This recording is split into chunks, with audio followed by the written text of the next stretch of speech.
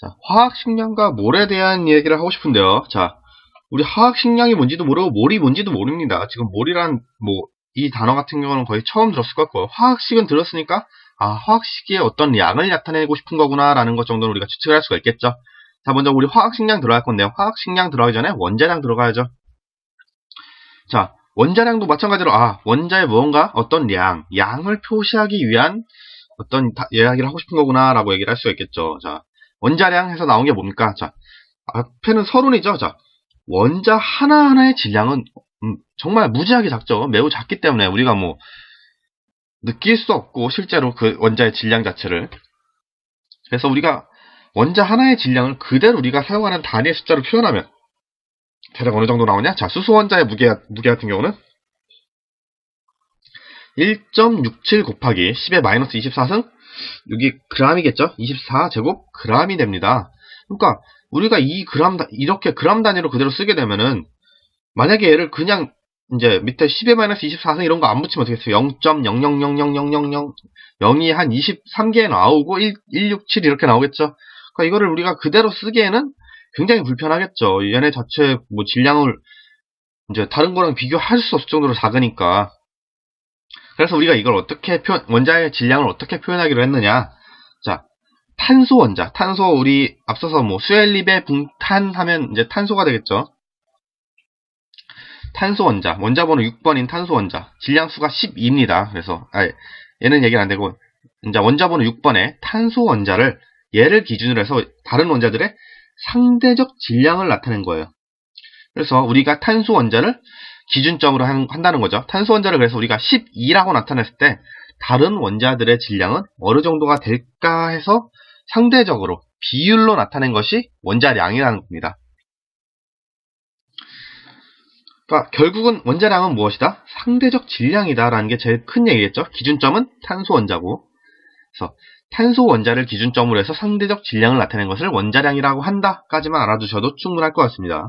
얘네 다 안 쓰셔도 돼요. 앞에 서론이야 우리도 얼마든지 상상할 수 있는 거 아니까 원자 하나의 질량이 얼마나 작을지, 이 숫자가 나타내는 값이 얼마나 작을지 알 수 있잖아요. 얘를 외울 필요는 없으니까 숫자를.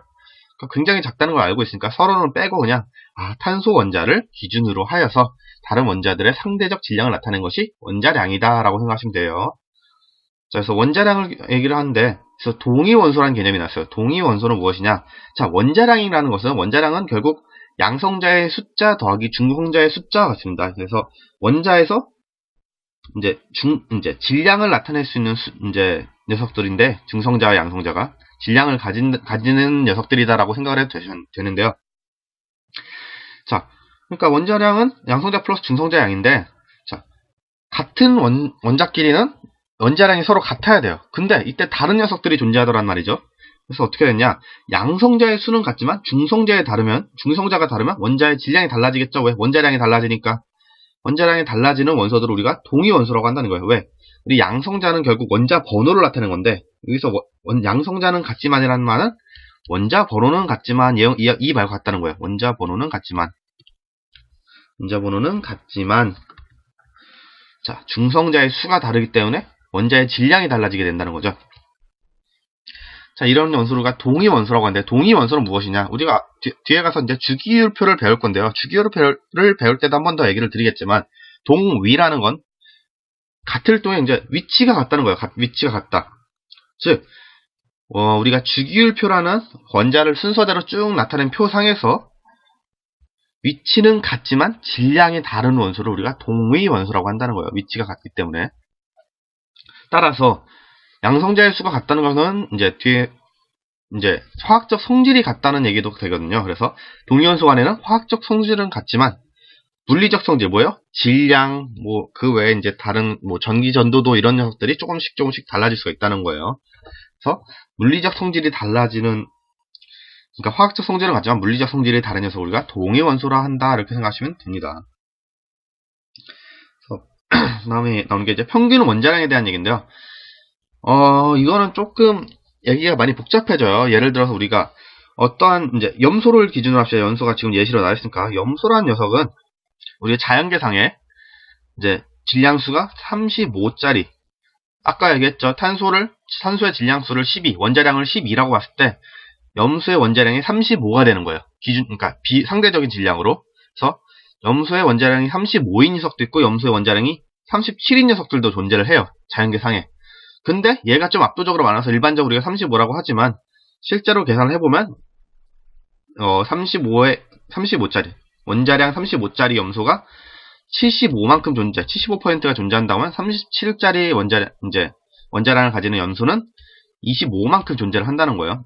그래서 존재비가 대략 35대 37이 되는데 얘네들의 평균값을 나타내는 거, 그쵸? 존재비를 고려한 평균값을 나타내서 표현한 게 평균 원자량이 된다는 거죠. 그래서 결국은 3대 1만큼 존재한다는 거야. 어떻게 쓸 수 있겠어요? 4분의 3 곱하기 질량수 35짜리 플러스 1 곱하기 질량수 37짜리 해가지고 평균값을 내면 대략 CL, 염소의 평균 원자량은 35.5가 되더라라는 것을 우리가 알 수가 있다는 거예요. 실제로 주기율표를 보시면은 다 이렇게 계산이 되어 있습니다. 그래서 소수점까지 나와 있는 원소들이 대다수입니다. 네, 이 파트가 이제 지금 나와 있는 단어, 지금 세 가지 개념 나온 거죠. 원자량, 동위원소, 평균 원자량. 이 세 가지 개념이 나왔는데 이게 다 처음 들어보시는 것들이라 생각해서 좀 글이 많은데요. 좀만 압축해서 씁시다. 그래서 원자량은 아까 뭐라 그랬어요? 탄소 원자를 기준으로 해서 다른 원자들의 상대적 질량을 나타낸 것이 원자량이고요. 탄소 원자는 우리 기준점으로 놨으니까 12. 탄소 원자의 질량은 우리가 12라고 기준점을 놓은 겁니다. 그리고 동위원소는 뭐라 그랬어요? 동위원소는 우리 원래 원자량은 양성자의 수 더하기 중성자의 수인데 이때 양성자의 수는 같지만 중성자의 수가 달라서 원자의 질량이 달라지는 원소. 지금 빨간색 글자로 다 나와 있으니까 이 부분만 쓰시면 되겠죠. 양성자의 수는 같지만 중성자의 수가 달라. 원자의 질량이 달라지는 원소를 동위원소로 한다. 왜? 이 부분은 어차피 또 뒤에 가서 나올 거예요. 양성자의 플러스 중성자의 수는. 그래서 화학적 성질은 같지만 물리적 성질이 다르다. 이 부분은 좀 기억을 해주시고요. 평균 원자량은 존재비를, 자연계에 존재하는 동위원소들의 존재비를 고려한다. 그래서 염소를 예시로 많이 나타내니까 염소는 자, 질량수 35짜리가 75만큼, 질량수 37짜리가 25만큼 존재를 하니까 얘네들의 존재비를 다 고려하면 자, 아래와 같은 식으로 표현을 해서 존재비를 고려할 수가 있다. 전체 4 중에 3은 35짜리고 1은 37짜리니까 얘네들을 계산해서 더해주면 35.5가 된다라는 거 기억을 해주시면 됩니다. 자, 이어서 지금 분자량과 실험식량 나와 있네요. 자, 우리 앞서서 화학식량에는 분자량, 분자식, 실험식, 그리고 구조식 이렇게 세 가지가 있었는데 지금 분자량은 아마 분자식과 관련된 얘기고 실험식량은 실험식과 관련된 이야기겠죠. 그래서 분자량은 무엇이냐? 자, 분자식을 구성하는 모든 원소들의 원자량을 합한 값. 자, 이 값이 되겠죠. 그래서 지금 예시로 나오는 게 H2O, 물이죠, 물. 물의 분자량에 대한 얘기인데요. 지금 물 보시면은 수소 2개와 산소 하나를 구성되어 있다 우리 알고 있고요. 자, 수소의 원자량은 그냥 쭉 외워줍시다. 수소의 원자량은 그냥 1입니다. 1. 수소의 원자량은 1이에요. 그래서 수소의 원자량은 1이고 산소의 분자량이라고 했네요. 원자량이 맞습니다. 왜? 지금 원자 하나만 결합되어 있으니까 우리가 O2 이렇게 되면 분자량이 되겠지만 그냥 O 하나니까 원자량이 맞겠죠. 그래서 산소의 원자량은 자, 원자번호 8번이죠.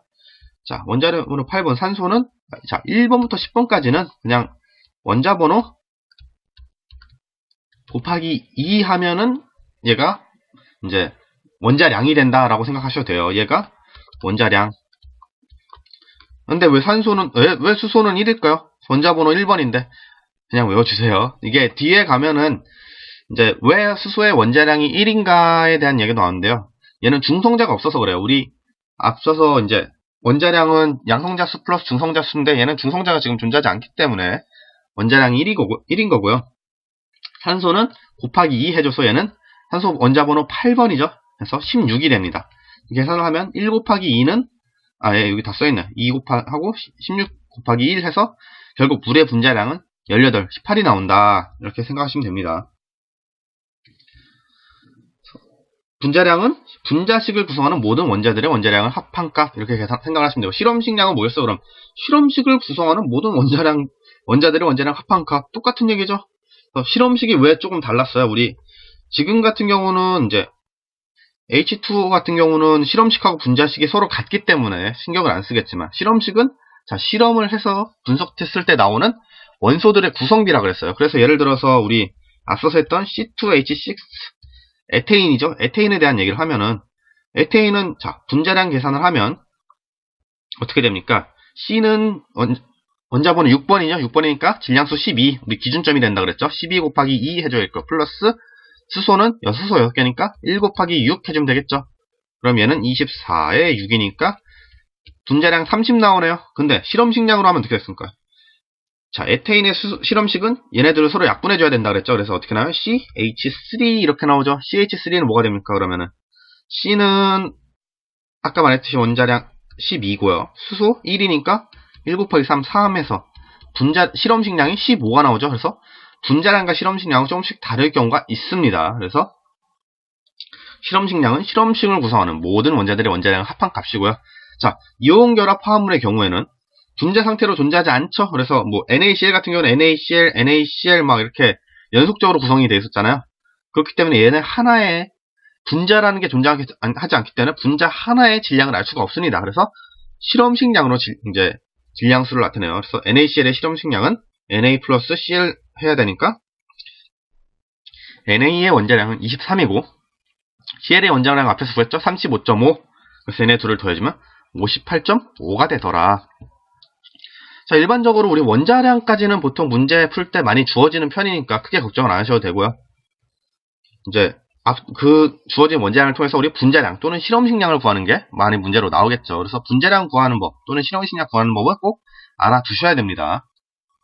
근데 왜 화학식량은 분자량, 실험식량, 분자식, 실험식, 구조식으로 구성이 되어 있는데 왜 구조식은 여기서 나오지 않을까요? 구조식량이란 말을 쓰기엔 좀 그렇지만 구조식의 양이 존재한다면 결국은 분자량과 같을 거예요. 왜? 구조식이라는 것은 앞서서 얘기했듯이 이제 분자를 가지고 얘네가 어떻게 구성되어 있다를 나타내고 싶은 거니까. 자, 예를 들어서 우리가 물 H2O 이렇게 썼지만 구조식을 쓰면 어떻게 된다고 그랬어요? 산소가 가운데 있고 H 이렇게 연결되어 있는 구조다 이렇게 쓸 수가 있겠죠. 즉 얘랑 구성 원소는 똑같이 되잖아요. 산소 하나에 수소 2개. 따라서 구조식량이라는 건 존재할 필요가 없다는 거죠. 그래서 구조식량은 분자량과 같다 생각하셔도 됩니다.